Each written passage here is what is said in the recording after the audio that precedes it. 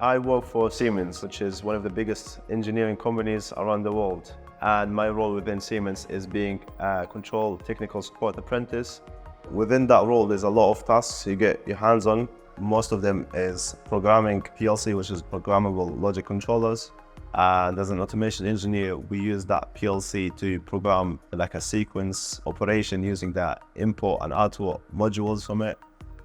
The PLC is like the brain in the human body, so you use it just to bring that operation to an automatic operation. So if you want to repeat a procedure with less human errors within your factory, for example, and also you get that higher productivity out of your production line.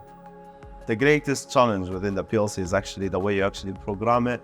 Because imagine if you got a huge factory that you want to operate, you need to learn about the scenario, where every input is taking place and where's the output is taking place. So you need to know everything about that scenario in order to actually implement that program for it. One technology that we have in the industry is HMI, which is a human machine interface. So what that machine does is gives you the ability to get in touch with the PLC, such as giving an input or monitoring the condition of the PLC on that specific screen. The way automation also shapes the future is by using digitalization, which is digital twin. So by doing that, you can actually test the machine via software and make like a twin of it, but in the digital world, in order to see if there's faults or not before actually building it. The technology I'm looking for the next 10 years from now is the Industry 4.0.